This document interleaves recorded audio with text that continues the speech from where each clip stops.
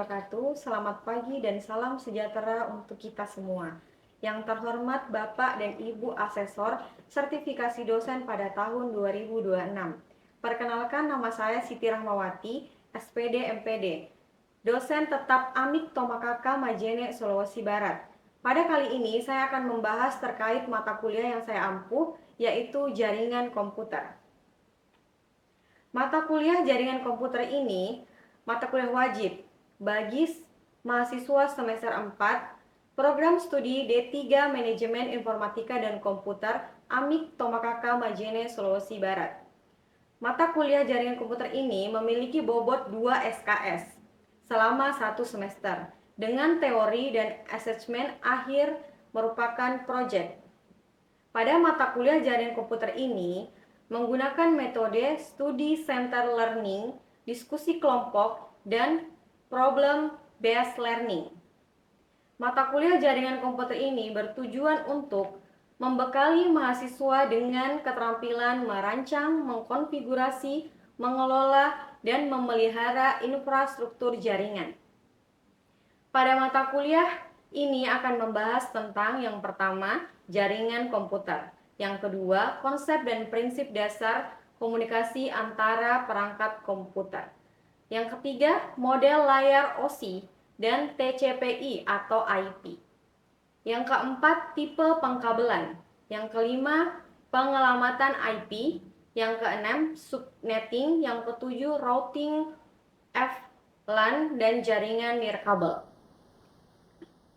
Adapun capaian pembelajaran lulusan atau CPL, yang pertama, menunjukkan sikap bertanggung jawab atas pekerjaan di bidang keahlian sehari-hari. Yang kedua, mampu menerapkan peranan jaringan komputer dalam kehidupan sehari-hari. Yang ketiga, penerapan pemikiran logis, kritis, sistematis, dan inovatif. Yang keempat, mampu menerapkan ilmu pengetahuan dan teknologi di bidang keahlian melalui penerapan ilmiah berdasarkan pemikiran yang logis, kritis, sistematis, dan inovatif. Kemudian adapun capaian pembelajaran mata kuliah atau CPMK. Yang pertama, menunjukkan sikap bertanggung jawab atas pekerjaan di bidang komputer secara mandiri. Yang kedua, mengerti materi jaringan komputer. Yang ketiga, menerapkan ilmu pengetahuan dan teknologi di bidang keahlian melalui penalaran ilmu berdasarkan pemikiran logis dan kritis. Yang terakhir, mampu menganalisis penerapan jaringan komputer dalam kehidupan sehari-hari. Referensi yang digunakan pada mata kuliah jaringan komputer ini beragam, tetapi mengacu pada buku ajaran jaringan komputer yang telah dirancang dalam 1 semester. Sistem pembelajaran mata kuliah jaringan komputer ini menggunakan metode pembelajaran aktif yang mengutamakan peranan dan keaktifan mahasiswa dalam proses pembelajaran. Untuk perkuliahan dilakukan tatap muka melalui Zoom, WhatsApp Group, serta Google Classroom untuk penugasan individual maupun kelompok. Pembelajaran mata kuliah ini dilakukan 16 pekan dengan 7 pekan pemaparan dan juga kuis. UTS dilaksanakan pada minggu ke-8 dan minggu ke-9 sampai ke-16 pemaparan materi, dan selanjutnya UAS akan dilaksanakan pada minggu ke-16. Evaluasi pembelajaran pada mata kuliah ini dapat didapatkan dari yang pertama, kuis interaktif, yang kedua, penugasan sebanyak 7 kali individu maupun kelompok, dan rubrik yang digunakan sesuai dengan masing-masing jenis tugas. Lalu ujian tengah semester yang dilaksanakan dengan praktek mengenai jaringan komputer, serta ujian akhir semester berupa proyek dengan rubrik yang digunakan untuk mengukur kemampuan mahasiswa setelah mendapatkan materi pembelajaran ilmu komputer. Adapun bobot penilaian dari masing-masing komponen evaluasi pada mata kuliah jaringan komputer yaitu yang pertama, kuis sebanyak 10%, tugas 30%, UAS 20%, dan dengan total bobot mata kuliah jaringan komputer yaitu sebanyak 100%. Demikianlah informasi yang dapat saya sampaikan terkait mata kuliah jaringan komputer untuk mahasiswa D3 Manajemen Informatika dan Komputer Amik Tomakaka Majene. Berikut merupakan cuplikan dari proses pembelajaran yang akan saya laksanakan secara tatap muka. Selamat menyaksikan.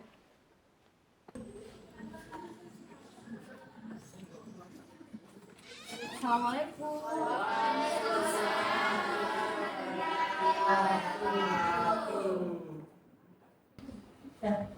Assalamualaikum warahmatullahi wabarakatuh.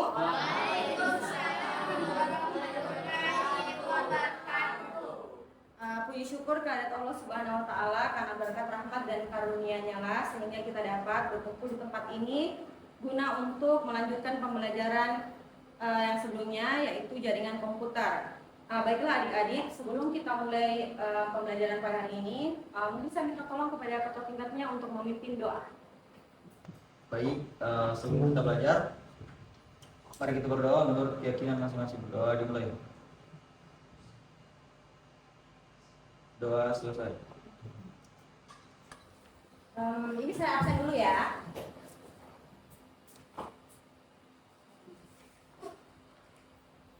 Gilang, Ridwan, Hadir mem. Sarlinda, April, Fatma, Hadir mem. Helgi, Hadir mem. Arsyid, Iya, mem. Andi Muhammad Rifki, Hadir, mem. Ivan, Hadir. Asmawati, Hadir mem. Anissa, Hadir mem. Nur Rahma, Hadir mem. Firda, Hadir mem. Ivon. Hadir men. Masya Allah, hari ini hadir semua ya. Semangat sekali adik-adik. Bagaimana kabarnya hari ini? Baiklah adik-adik, sebelum kita lanjut ke pembelajaran pertemuan kedua ini, saya mau bertanya kepada adik-adik, apakah adik-adik masih ingat dengan pembelajaran minggu lalu yang mengenai perangkat lunak dan perangkat keras pada komputer? Ada yang masih ingat? Ada yang masih ingat? Silakan. Jadi perangkat lunak dan perangkat keras. Jadi perangkat keras itu seperti yang awal, itu sesuatu yang bisa kita pegang, sentuh ataupun lihat bentuk fisiknya. Contohnya itu seperti keyboard, mouse, cas atau layar monitornya. Sedangkan perangkat lunak itu atau software sesuatu yang ada di dalam hardware. Contohnya seperti Microsoft Word, Excel, PowerPoint maupun aplikasi-aplikasi lainnya. Benar, terima kasih banyak kepada Rifki.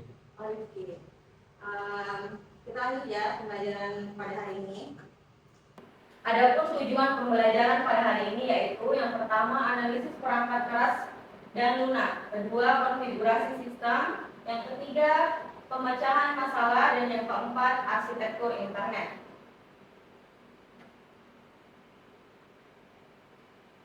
Tujuan dari suatu jaringan adalah menghubungkan jaringan-jaringan yang telah ada dalam jaringan tersebut, sehingga informasi dapat ditransfer dari satu koneksi ke koneksi lainnya, karena suatu perusahaan memiliki kegiatan atau kebutuhan yang berbeda-beda. Setiap topologi memiliki karakteristik yang berbeda-beda dan masing-masing juga memiliki keuntungan dan kerugian. Topologi tidak tergantung pada medianya, dan setiap topologi biasa menggunakan media, seperti contohnya twister pair, coaxial cable, optical cable, dan wireless. Lanjut. Adapun topologi jaringan yang akan kita bahas pada pertemuan hari ini yaitu topologi bus, star, dan ring. Ada yang pernah dengar tentang topologi bus, star, ataupun ring sebelumnya? Ada yang bisa mengemukakan pendapatnya mengenai topologi bus, star, ataupun ring? Oh ya, bisa, silahkan berdiri dan sebutkan namanya. Perkenalkan, nama saya Ridwan. Topologi bus dan ring adalah dua metode klasik dalam desain jaringan. Topologi bus menggunakan satu kabel pusat backbone sebagai jalur utama data untuk semua perangkat. Sebaliknya, topologi ring menghubungkan setiap perangkat secara melingkar sehingga data mengalir berurutan dalam satu arah. Benar, terima kasih sebelumnya. Silakan duduk. Bisa mungkin beri aplaus kepada temannya.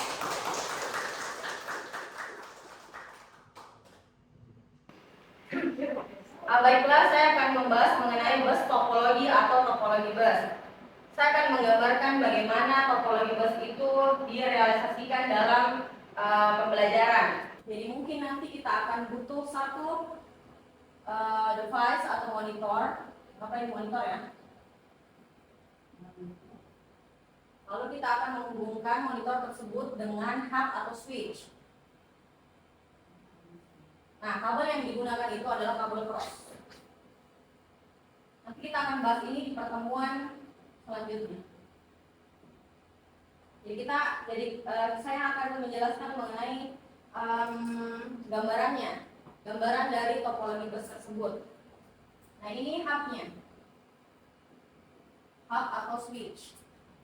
Lalu kita hubungkan dengan komputer yang lain.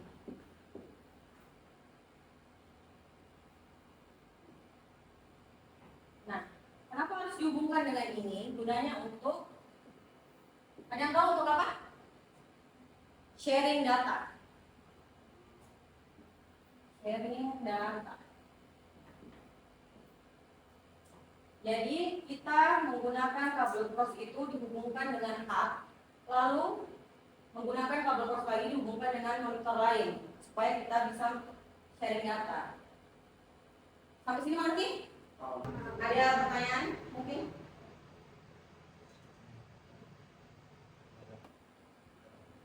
Yakin tidak ada pertanyaan?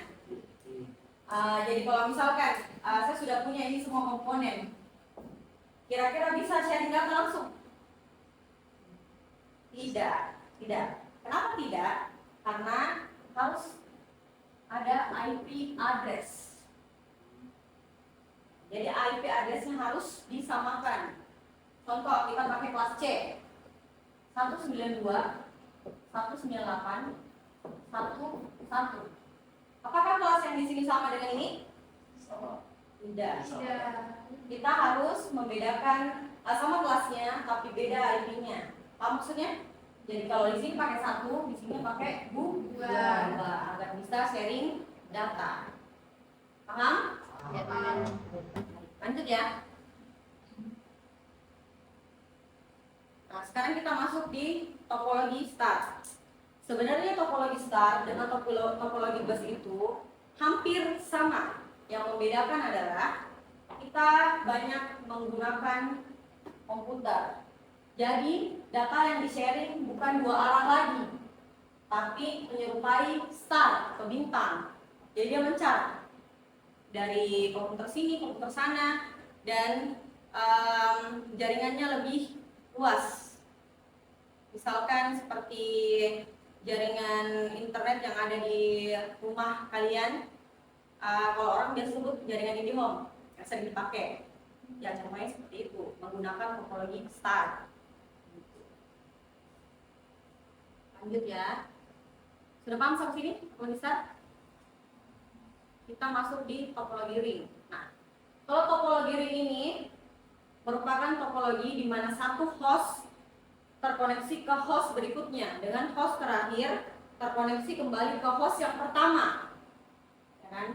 Jadi topologi ini mempunyai karakteristik di mana lingkungan tertutup yang berisi node-node. Kemudian sederhananya dalam layout, signal mengalir dari satu arah sehingga dapat menghindari terjadinya collection, 2 paket data bercampur. Jadi dia tidak saling tabrak, sehingga memungkinkan pergerakan data yang tepat dan collision detection yang lebih sederhana. Masalah sama dengan topologi ini, masalahnya maksudnya troubleshootingnya sama dengan topologi bus. Kalau semakin banyak koneksi, kadang jaringannya lambat, gitu. Nah, ini bisa dilihat mungkin di monitor contoh dari topologi bus. Ini kita sudah tidak menggunakan perangkat hub karena jaringannya sudah meluas. Dan kelas IP yang dipakai juga bukan yang standar lagi. Jadi kelas IP ini sudah beda-beda. Jadi setiap perangkat atau perangkat lain itu IP-nya berbeda. Ada yang pakai IP kelas B, ada yang pakai kelas C. Itu akan disetting sedemikian rupa agar jaringannya tidak saling tabrak dan bisa digunakan secara luas. Bisa dipahami penjelasan saya? Nah, sebenarnya pembahasan kita sampai di topologi apa tadi? Topologi bahas benar sekali. Saya mau bahas ini untuk pembahasan selanjutnya. Cuma nanti di rumah kalian bisa saya bekali dengan materi ini terus dibaca-baca lagi. Jadi di sini saya akan bacakan lagi materinya mungkin. Jadi topologi extended star merupakan perkembangan lanjutan dari topologi star yang sudah ada. Jadi ini kayak topologi star, cuman ranahnya lebih berkembang. Kalau topologi star tadi kan berbentuk bintang, begini. Jadi di sini kita hubungkan lagi dengan hub, bintang lagi, terus hub lagi, bintang lagi. Jadi bintangnya bercabang-cabang. Ya kan? Jadi semakin terang lah topologi star ini. Kalau dengan jaringan bedanya sama yang tadi tidak ada, cuma lebih luas saja jangkauannya.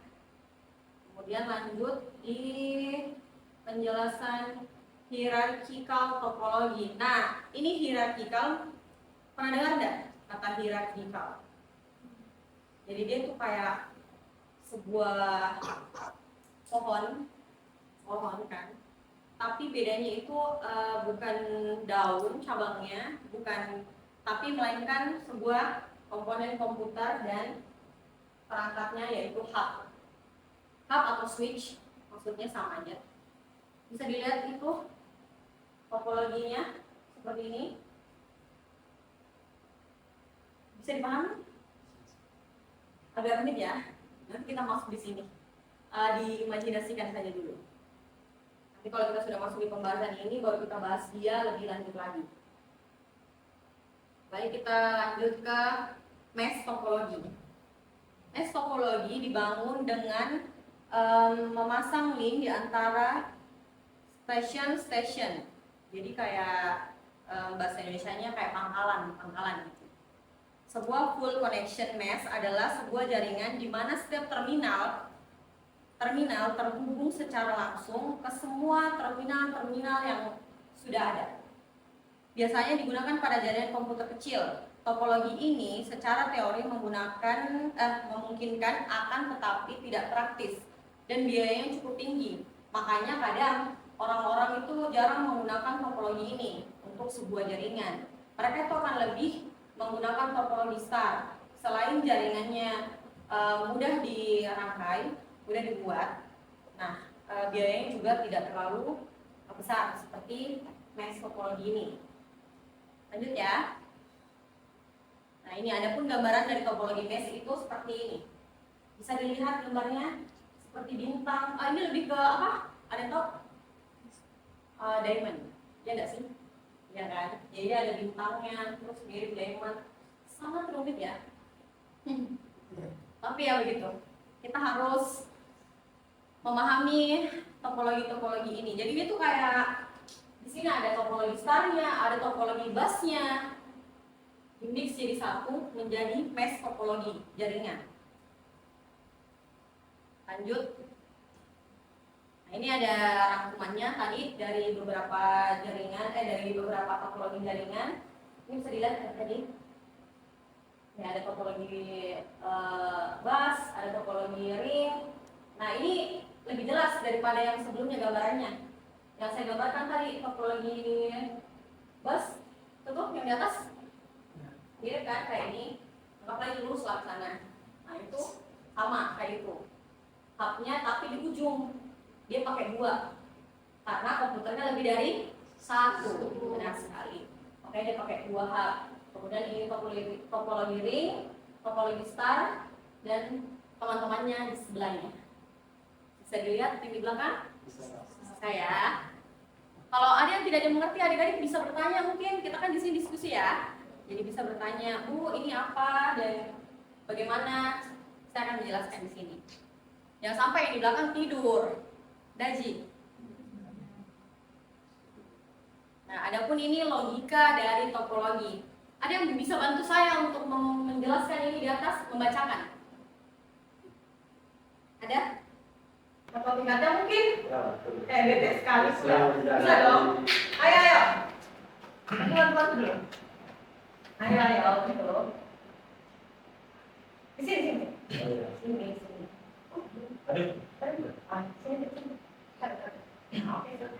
Baik, saya akan membacakan apa itu logical topology. Nah, yang pertama, logical topology menggambarkan bagaimana sebuah host mengakses media jaringan ketika akan mengirim data. Yang kedua, ada dua metode untuk mengakses media ini, yakni broadcast, deterministik, dan tokentasi. Ketiga, broadcast adalah metode untuk mengakses data di mana ketika satu host mengirim data, maka semua host akan mendapatkan data tersebut. Terakhir, kelemahan dari metode ini adalah jika ada satu host yang sedang mengirim data, maka host yang lain tidak dapat mengirim data. Terima kasih. Terus dulu. Baiklah adik-adik, adapun kesimpulan dari pembelajaran pada hari ini yaitu pentingnya untuk memahami bagaimana perangkat keras, perangkat lunak, dan perangkat intelektual berhubungan satu sama lain agar komputer dapat dioperasikan dengan sukses dan efisien. Ketiga elemen ini bekerja sama dengan baik sehingga memungkinkan kita menggunakan topologi-topologi jaringan yang sudah ada. Nah, adapun tugas yang akan kalian kerjakan di rumah atau untuk pertemuan selanjutnya yaitu merancang jaringan komputer sesuai dengan kebutuhan kelas kalian. Jadi kalian membuat topologi jaringan, maksudnya kalian membuat jaringan menggunakan topologi jaringan yang sudah saya jelaskan tadi seperti topologi jaringan bus, ring ataupun star. Sudah bisa dipahami? Bisa. Jadi ini tugasnya mau mandiri atau berkelompok? Jadi kalau berkelompok, nanti kelompoknya saya yang bagi, kalian bisa akses di rumah menggunakan Google Classroom yang sudah saya buat kemarin. Sudah join semua kan kemarin? Sudah. Terima kasih adik-adik. Jangan takut salah ketika menuntut ilmu karena banyak orang sukses belajar dari sebuah kesalahan. Wabillahi taufiq wal hidayah. Assalamualaikum warahmatullahi wabarakatuh. Demikian deskripsi proses pembelajaran dari mata kuliah jaringan komputer yang saya ampuh. Semoga dapat memberikan gambaran terkait sistem jaringan komputer. Video ini digunakan dalam salah satu syarat pernyataan diri dosen dalam unjuk kerja Tridharma Perguruan Tinggi atau PDD UKTP. Semoga dengan adanya video ini dapat menjadi pertimbangan yang baik dalam proses sertifikasi dosen gelombang 1 pada tahun 2026. Akhir kata saya ucapkan terima kasih banyak. Assalamualaikum warahmatullahi wabarakatuh.